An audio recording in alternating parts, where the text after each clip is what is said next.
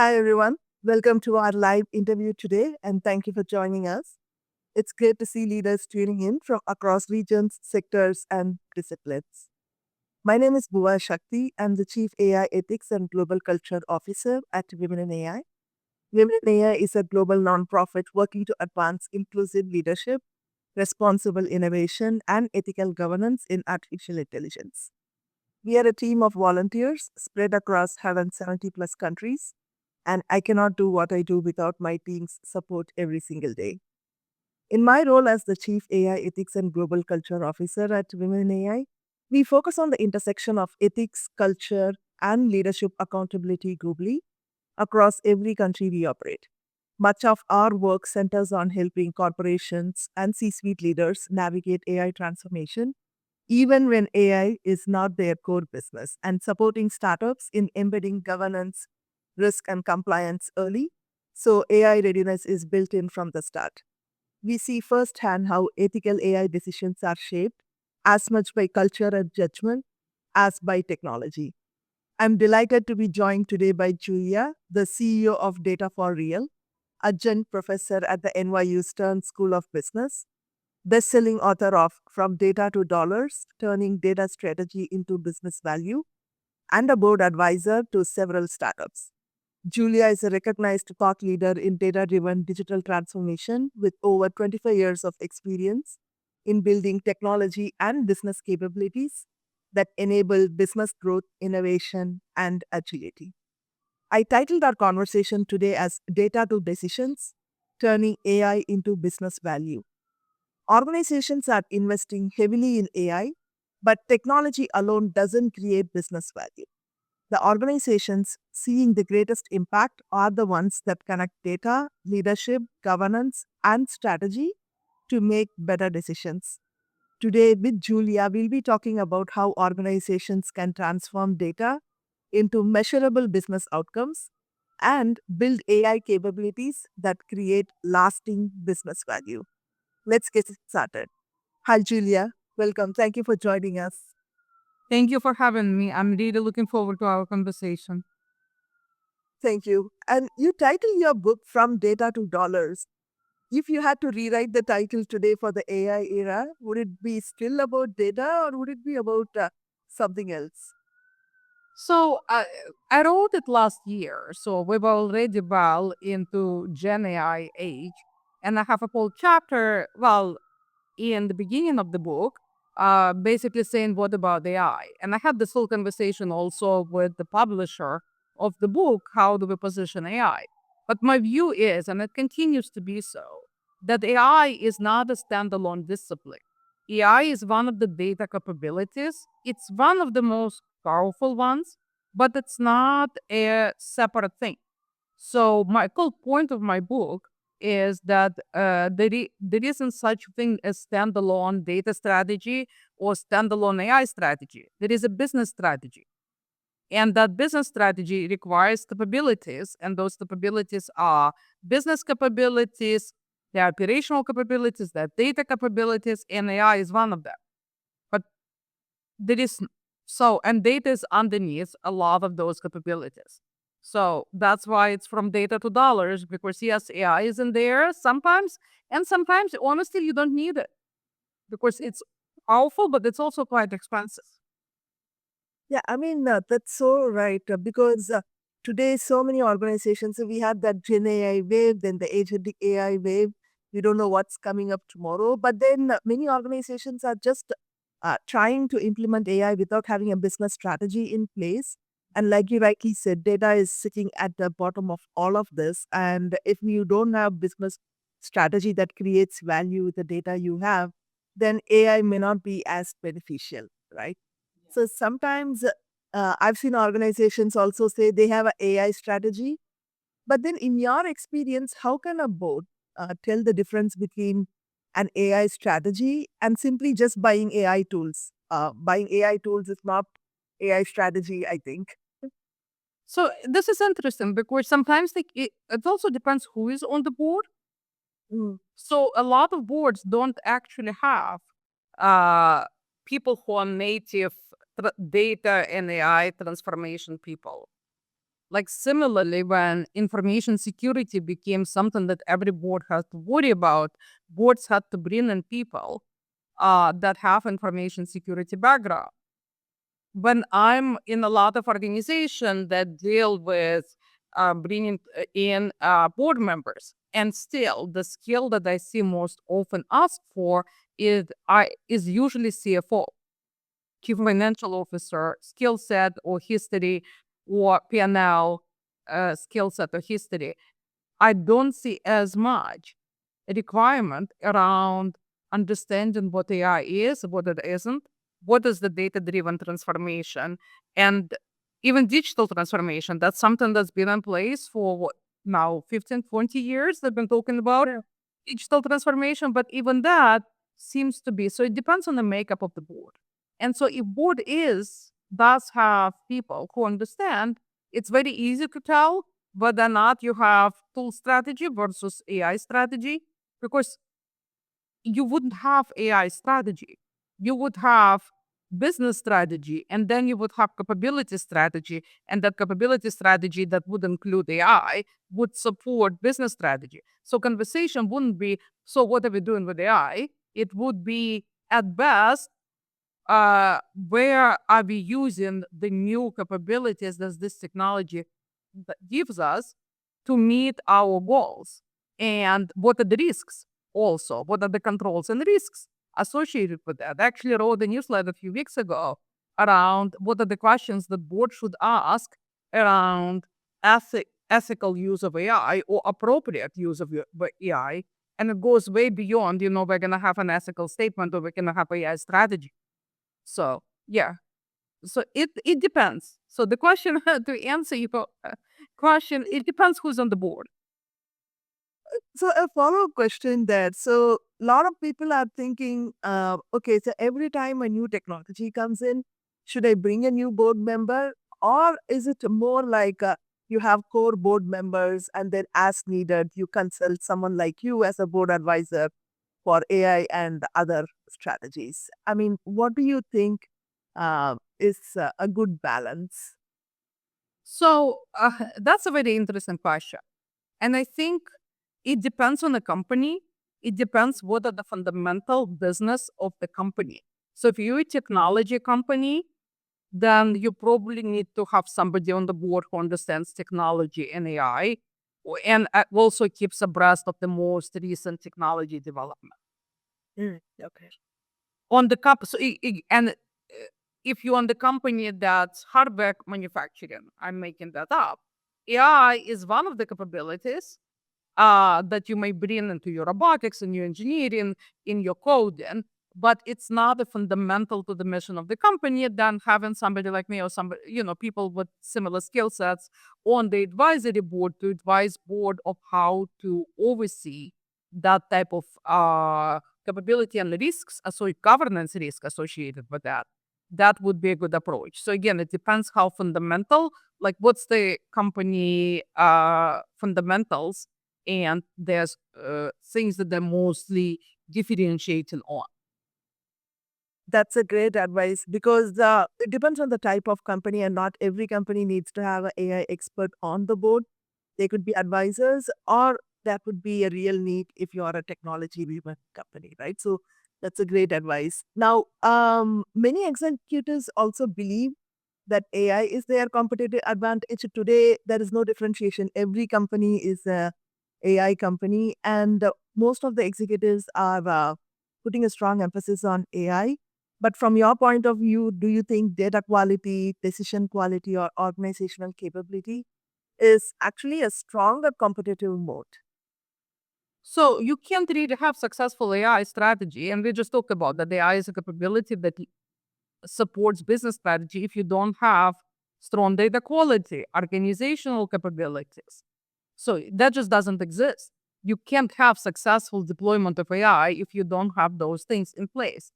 In terms of differentiation, so some use of AI, for example, using AI to support coding, as people more and more develop frameworks to do it safely and effectively, that will become table stakes. using a chatbot instead of dashboard. So would you call having a dashboard differentiating capability for a company? Well, no. And I see a lot of deployments of AI that are chatbots, and chatbot is really a new, like, next generation of dashboard. So instead of having page with the numbers, you now can interrogate the data, and it's in some ways it's a much better user experience. In other ways, it's actually much harder to deploy than a static or even drill in dashboard. But again, we will develop tools, we will develop platform that will become easier. But again, it's not a differentiator for the company. Differentiator for the company, if you have the rest of the capabilities that you've mentioned, and you can build the products and services that differentiate you. So again, it's in the service of the business strategy. What differentiates you is your business strategy. And if you can use AI appropriately and ethically to create that differentiation in products and services, or customer experience for that matter, then that's a differentiator. If you don't, you don't. If you do what everybody else is doing, or if you deploy, let's say, Copilot, and I'm not trying to single out Microsoft, but they just everybody I know has Copilot. Every large company, but it's not exactly for that reason. It's not a differentiator. Yeah, yeah. I mean, rightly said that now everyone is trying to implement AI and call AI as a competitive advantage. And now you also work with organizations for more than 25 years. What do you think is still the biggest misconception that some of these leaders have about turning data into business value? In my experience in the last couple of years, I've heard a lot of AI buzzwords, very less data words. I mean, I don't know what's the biggest misconception. Yeah, I think the biggest. So you asked me for one. One of them is that there is a magic wand that you can wave, and all of a sudden your data would create the real business value. So it used to be way back when, and I'm absolutely dating myself, was the big data. Hadoop. For people who remember what Hadoop is, Yeah. was the magic that was supposed to create enormous amount of value, and you didn't need to worry about data quality anymore, and didn't need to worry about governance of data, though Hadoop came before governance became such a big thing, which is so. And then you had then you had cloud, and it's very similar to big data, but it's even better. It's even more data, and you can do a lot more things.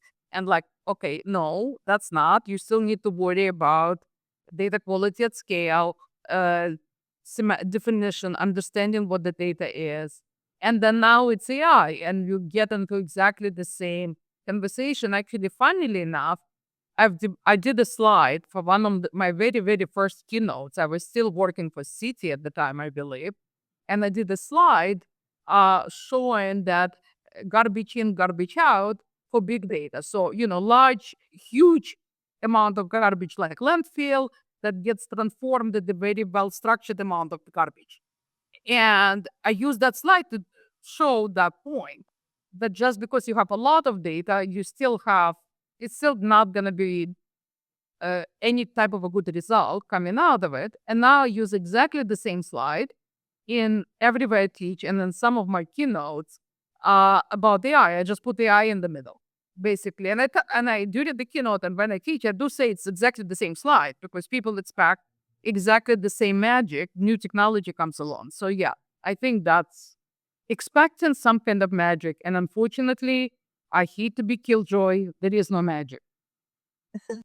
Yeah, I know the technology changes, the platforms change, the concept changes, but then data is something you put what you get. So if you don't focus on the quality of data, then probably your business decisions may not be as useful to the value that you want, right?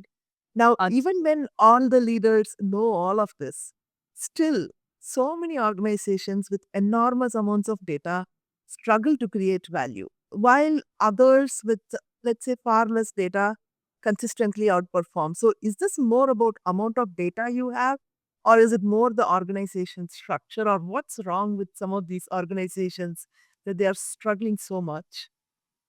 I don't think it's amount of data. I mean, quantity of data is important. Depending on what your business strategy is.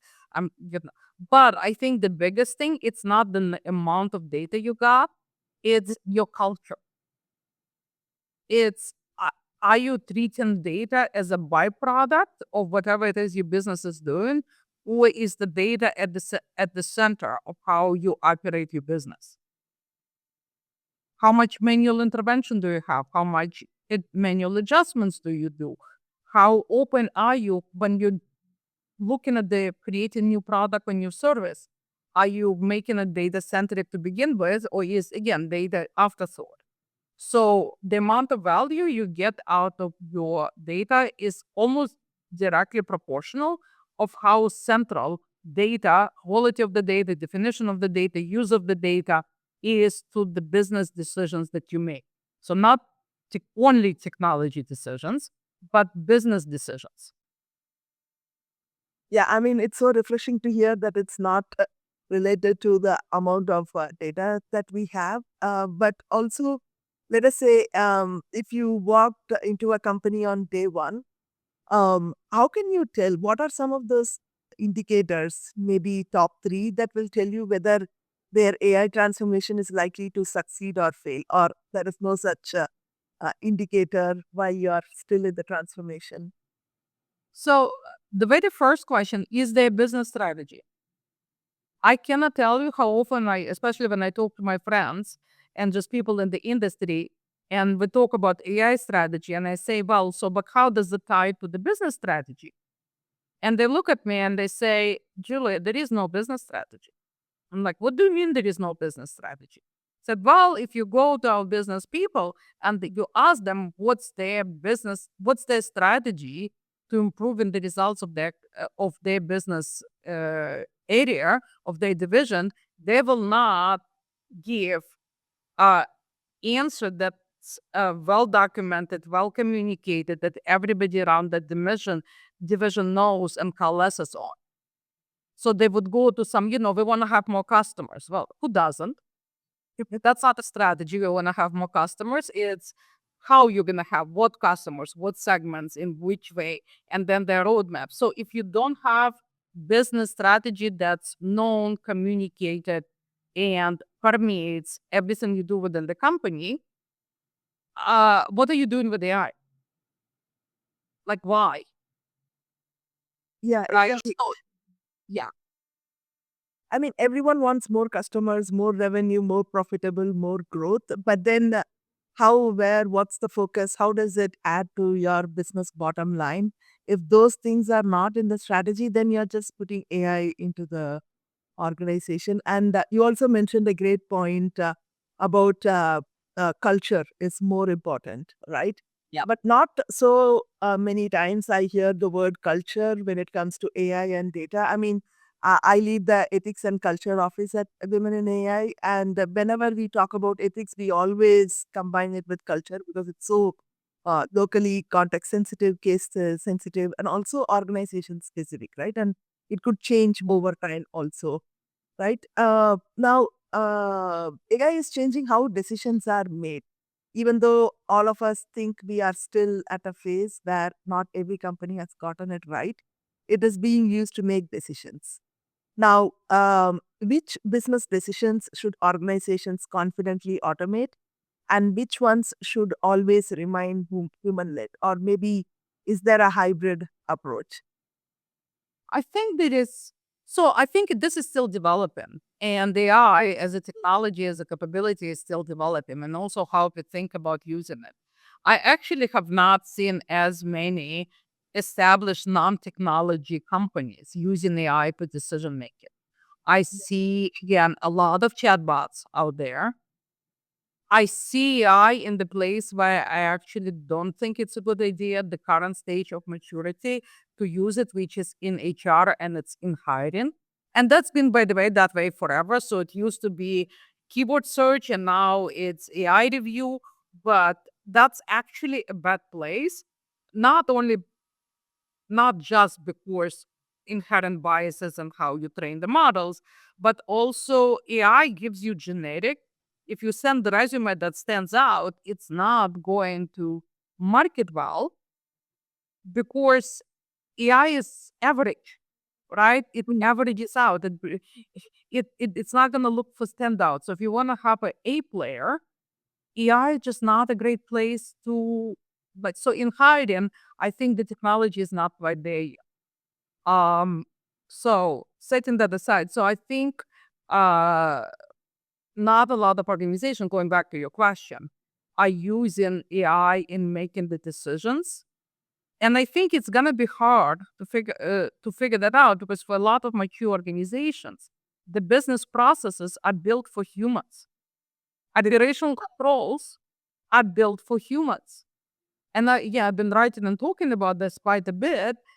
Is around if you have agentic AI agents doing actions, taking decisions, and you don't have controls built for agent speed at scale, it's uh, it's not going to be good. Like we have built controls for humans, we need to build controls for AI, and that space it's a very brilliant space right now. So if you don't, so my answer would be criteria. If you understand what the business process is, if you understand who owns it, if you understand where you can say, if you have where you have well-defined data that you can use to for agent to make the decisions or to do the action, and you have operational controls in place, then you can use AI to make decisions.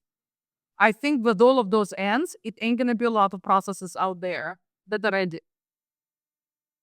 Yeah, I mean, no one talks about process. No one talks about data. They think you can just automate things the way they are and then we should be good. But that's one of the challenges I have also seen in my experience where the processes, like you rightly mentioned, are not built for a full on AI transformation. They are built for humans.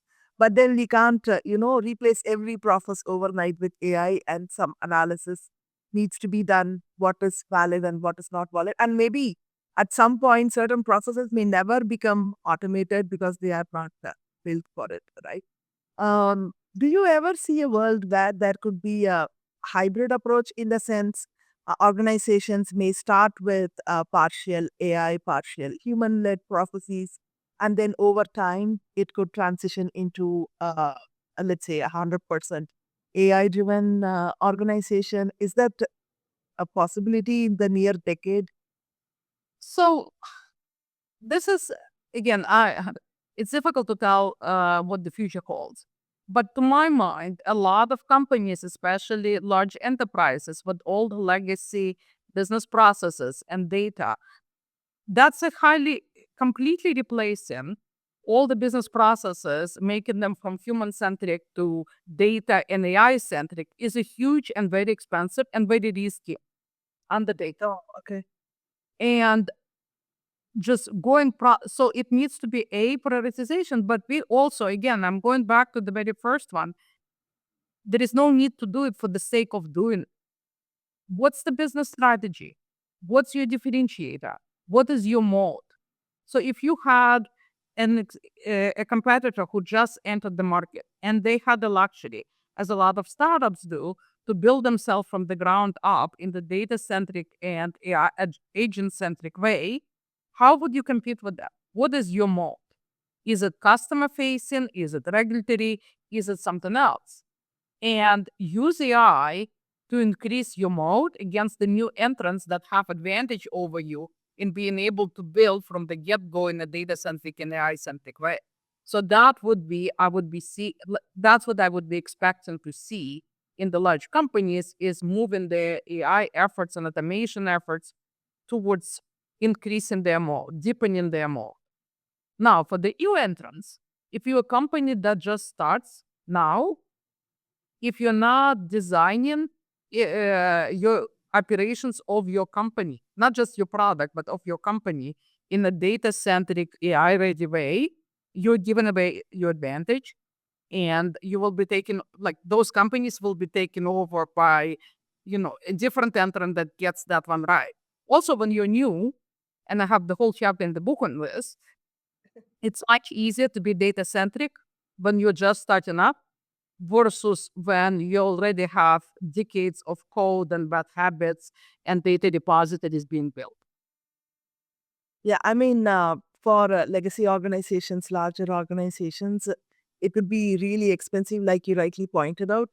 Um, is it expensive because they have decades old data and systems that are very difficult to transform while continuing to operate the business? Or is it expensive due to some other reason? I mean, if it's expensive, where can they start? How can they start small? Yeah. I think the best, so it's expensive because if they're operating something and those are complex processes and complex system, redesigning them from scratch and then moving operation to that one is, well, redesigning, rebuilding, re-architecting, changing technology. It's expensive from the outlay perspective, and then moving while your business is running towards the new platform is highly risky. So it's Yeah. a huge investment and it's an uncertain investment. So not a lot of companies, even when they do transformational projects, it's a like the comparison that comes to mind. Let's say move to cloud. So every company I know and like the ones that I've been part of start out and saying we're not going to lift and shift. We're going to re-architect for the cloud. So we'll be cloud native and we'll take full advantage of all the capabilities in the cloud. And it's going to be, we're going to decrease our cost of our data centers and so on. They stop that way. And then they start looking and they say, okay, this is our, so if you say banking, for example, our credit card operations, we process billions, if not more, transactions a day, more than billions. If we're going to rebuild the entire technology stack and then move it, how much risk do we take on and what are we getting out of it? What's the upside, right? We've already automated, we've already made all of our operations deeply efficient. It's been running forever. Does it even make sense? So a lot of companies, while they start, we're going to make everything cloud centric, cloud native. They move very often to lift and shift.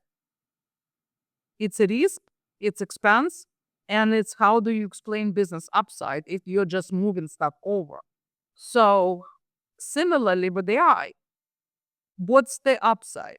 So what I think is going to happen more is it's going to be in the places where it's a new product, it's a new market, it's a new service. Then you start, when you have a green field, you start as if it's green field and make it right. I mean, that's perfect. It reduces the risk, the uncertainty involved. Plus, also, you can leverage all the native features and you continue to operate your business as usual. So, there is less or no disruption, right? So, that's a great strategy for organizations to get started.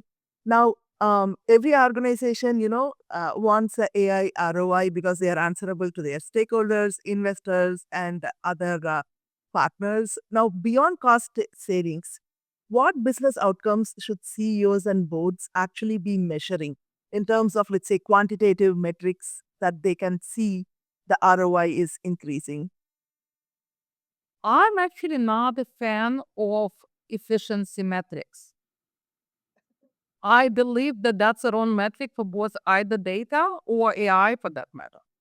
I think it's not about saving money. And there is a whole, it's very much informed by my experience having been a CDO in large organizations.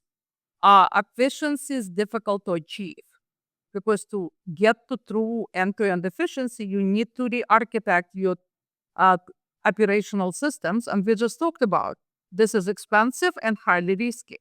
But if you don't do it, if you don't do data driven by design all the way at operations of your business operations, um, you're not going to get to true efficiency.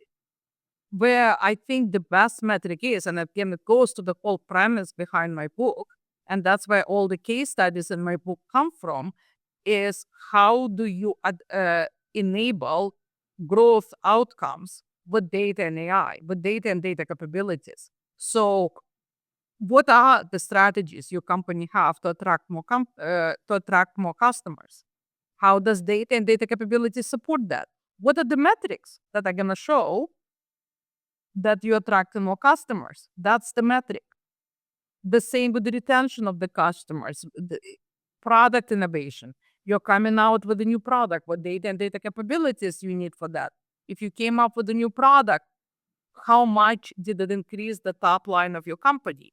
So, from my perspective, much better metrics for both data and AI is upside metrics versus efficiency metrics.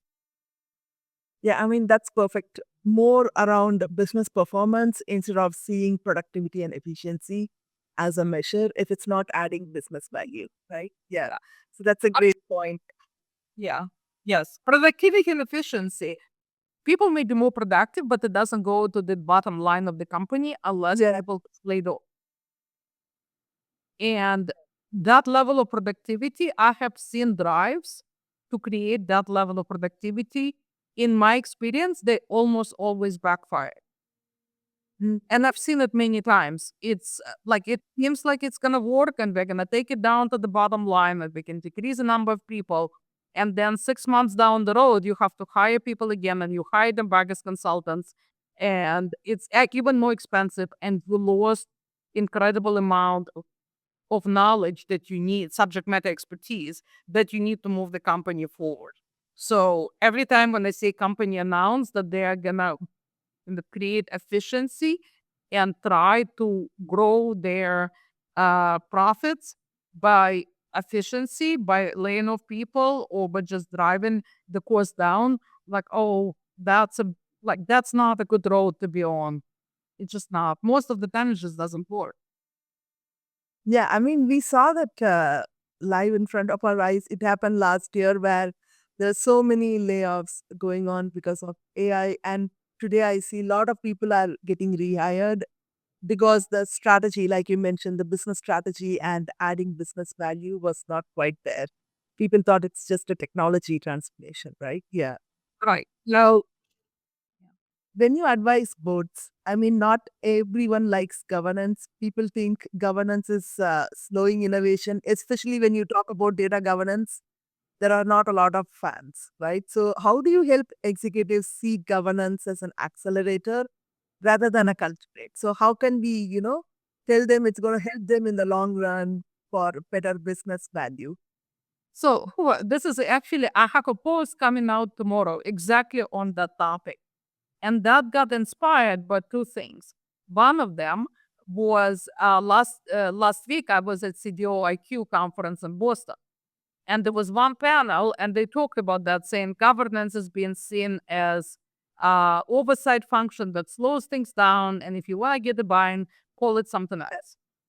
And in my keynote, I actually mentioned that, and I said I actually deeply disagree. And it's always been my argument that governance is not a speed bump; it's actually an accelerator. Governance is what makes data usable to achieve business goals. So if you don't have governance, you're not able to achieve business goals reliably and at scale. So governance is an enabler. And actually been statistics, and there's been a study came out, and I don't have it in front of my eyes, but I actually will talk about, you know, uh, not particularly big secret. I schedule my posts in advance. I usually write them on the weekend, and then I schedule them. So tomorrow, that's why I know it's coming out tomorrow because I just did it over the weekend. But I quote a study there that says that the companies that have governance have a much more successful and much faster AI agent deployments than the companies that don't. And the financial services companies, a lot of them lead the pack, and financial services companies also lead the pack with the governance because they've had to do it for regulatory reasons. So I'm a huge believer that governance is not audit or oversight; it's an enabler. I mean, that's so encouraging. I come from a governance, risk, and compliance background also. It's always an educational thing where we have to teach them that it's good for business and then get them on board and then, start implementing. But like you rightly mentioned, governance is going to really help you get there faster, but much more stronger and a robust business model, right? Yeah, and that's one of the reasons I proposed my course to NYU Business School. So I teach.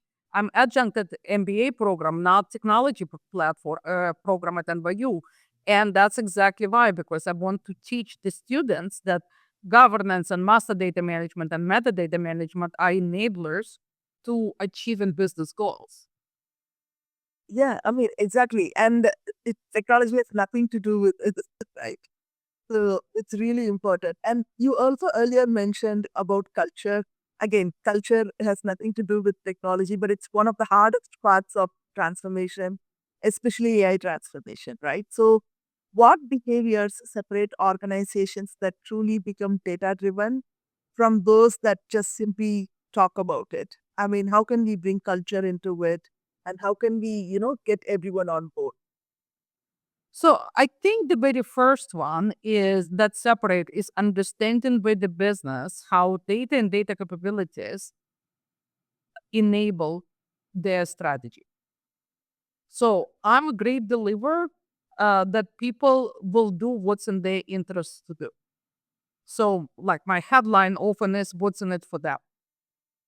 So if everybody in the business understands what's in it for them, how they can achieve their goals, what they're going to be measured on, what they're going to get paid bonus on, depends on well-defined, well-governed, well-curated data. So data and data capabilities.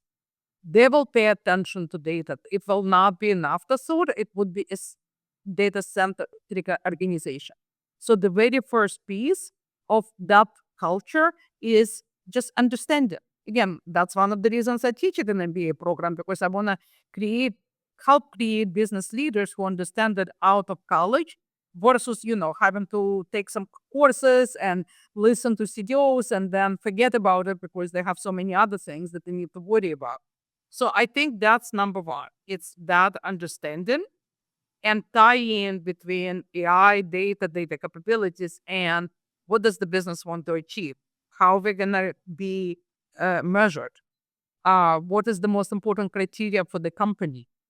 So that I think is the main differentiator for those companies that have the right culture. Yeah, and also, almost many companies that are doing a large scale transformation, it's a global organization. So you can't develop something in US and deploy it globally and say, okay, it has to work, right? So it's so culture sensitive and context specific within the organization, also operating across markets. So culture is a very essential part of any transformation, especially AI transformation, uh, given that there is an ethical challenge to it. Yeah. Uh, you also earlier mentioned, especially given your great experience at global financial institutions that are leading the pack with governance initiatives, and also because they are highly regulated, so it's kind of very critical and mandatory. What are the lessons from financial services should every industry apply, specifically for responsible AI adoption? So, responsible AI is something people think it's a nice to have, not necessarily a must, like governance, right? People don't try to appreciate it so much. So, beyond governance and regulations, what other lessons can other industries learn from financial services when it comes to specifically responsible AI adoption?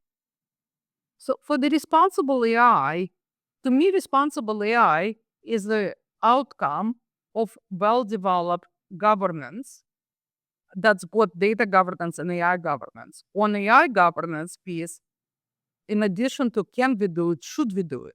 Is that what we talked about, right? All the way in the beginning of our conversation. Is that a business process where AI has a role? And then multiple dimensions on that. I've talked about HR. There could be other business processes where technology is not there yet to produce outcomes that are good for the company and good for the clients, for our customers. So that's one piece. And then part of responsible AI is to have rights to the data you're using. Yeah. And I know I'm a data geek. The moment you say rights, it's metadata management. Do you know where this data come from and what kind of uh, approve, what kind of release did the customers give you to be able to use this data. So data use rights, it's metadata management. So that's also data management, data governance discipline. So that's really important. And a lot of it, financial service institution and others, highly regulated industries had to put that in place. And that helps with the deployment of responsible AI.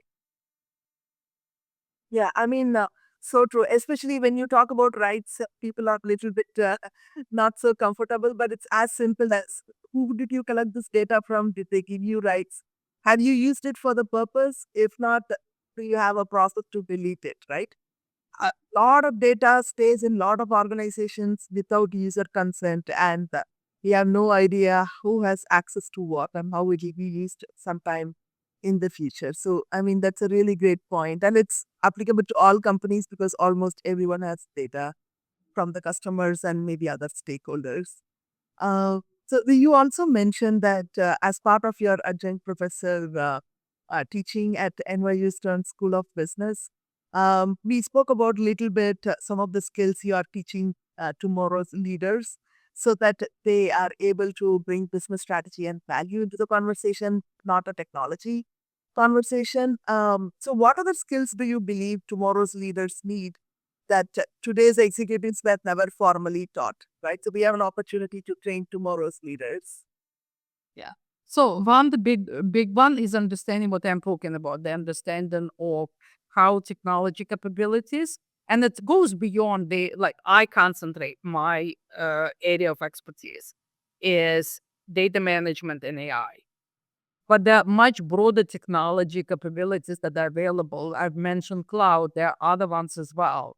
So one of the most important is understanding, because technology now permeates so much around the company.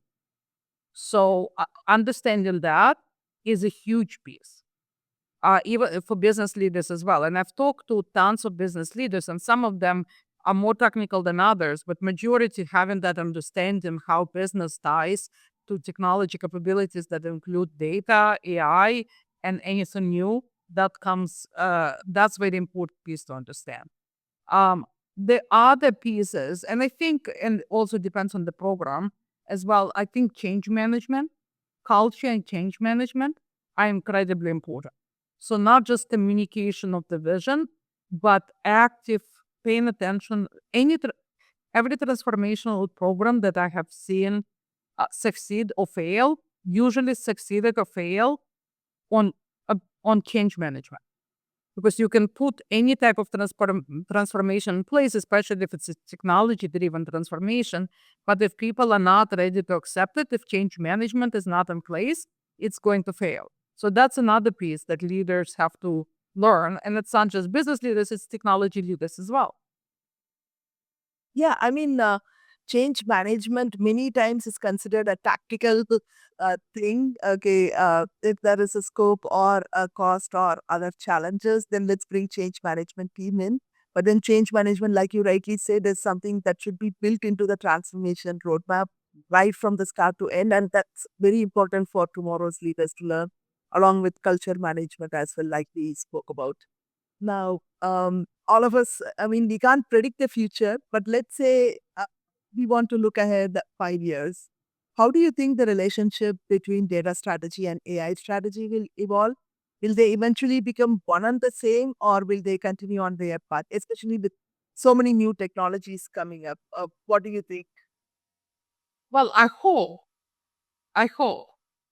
that it will move in the direction that I am and trying to, you know, talk about in my newsletters and in my book, that you have a business strategy, and business strategy to be successful needs capabilities, and business strategy creates capability strategy, which is technology, data, AI, and that's going to be the connection, and they're all going to move together. So first, understanding of vision, where the company wants to go, what is the strategy that's going to get it there, what's the roadmap, and then what capability strategy do you need to have in place to be able to move on that roadmap in terms of the business strategy. So that's what I'm hoping for. 5 years, might be too short of a time frame. But that's what I'm hoping for. And we can only hope, and you are training tomorrow's leaders anyway. So hopefully there is hope. Now, if you are advising a CEO preparing for their next board meeting, you're a board advisor at many companies. So, what's the one question you would insist that they ask before approving another AI investment? Even CEO, board members, a collective team of executives. Well, it's not going to be surprise of our conversation. The first question is why. Ask for the why of that investment. What does it enable for our business? Not do our competitors doing the same thing? Or is this the latest possible tool? The very first question, what does it enable? The second question, that's also especially if you're bored, what risks does it have? And what do we have in place to mitigate the risks? Again, every company to exist has to take risks. That's the whole point of running the company. If you don't take risks, you don't have a company to run. But you have to be able to understand the risks, mitigate the risks, and, and manage them. So AI, especially right now at the stage where we are in terms of post technology and change management, it's still a highly risky proposition. So you have two questions: is why are we doing it? What does it enable for us? Can we do it some other way? Because sometimes people want to use AI because that's the latest, coolest toy, but the plain old BI could be just fine. And the second question is, what are the risks associated with that, and how are we managing those risks? Yeah, I mean, like you rightly mentioned, it's not just the upside, but also what's the downside? What is the risk? Yes. Are we going to lose more than what we gain? It's so, is it really required, right? So that's the most important question when it comes to investing in AI or even any other technology transformation that a business is Yeah. looking Yes. to do, right? Yeah. Now, we are kind of coming up time. I just want to ask one question. Finally, let's say if every leader watching today or someone who watches this recording little later can take one action in the next 30 days to turn more of their organization's data into measurable business value, what are some things that you would recommend for us? Hmm. So if you're a business leader, that's the best action is to understand how what you need to achieve relies on data and AI. So have a conversation with the data leader, have a conversation with the technology leader, and do it, have a joint understanding of how business goals are dependent on data, on AI, on technology capability. So that's the most important step towards creating ongoing, scalable value from your data and technology landscape. I mean, couldn't agree more. It's really important that every organization, regardless of the sector, take a step back, think what they are doing today, and then apply some of the principles that you have shared with us. And it's not only at the board or executive level; it would be anywhere in the organization, middle management, and even teams underneath. It's really important to ensure that you talk about why is it really needed, what are we enabling, where is the business strategy before we decide AI is really going to be helpful for us to gain business value, right? So, thank you so much, Julia, for spending your time with us. I just wanted to double check if there is anything else you want to share with your audience and how can people get in touch with you? Where is your book available? How can people get a copy? Yeah. So the book is available on Amazon, and my LinkedIn profile has the link to the book like pinned up on top. So that's pretty easy. Or just, Julia Bardmesser is not a very common name. So just go to Amazon, search on Julia Bardmesser, the book will pop up. So book is easy. I have a newsletter on Amazon, or not on Amazon. I have a newsletter on LinkedIn called Leading with Data. Again, pretty easy to subscribe. It's on my profile. And the easiest way to get in touch with me is over LinkedIn. Just connect with me or send me a message. So that's It's really, pretty easy. Yes, it's pretty easy. thank you so much for taking time to share your thoughtful perspectives. And I believe after today, everyone is going to take a step back and think about data a little bit before they think about AI. I'm pretty sure of it. Thanks, Julia, and thanks everyone for uh, continuing to connect with us. Feel free to connect with Julia, connect with me. We are always happy to engage offline, respond to questions.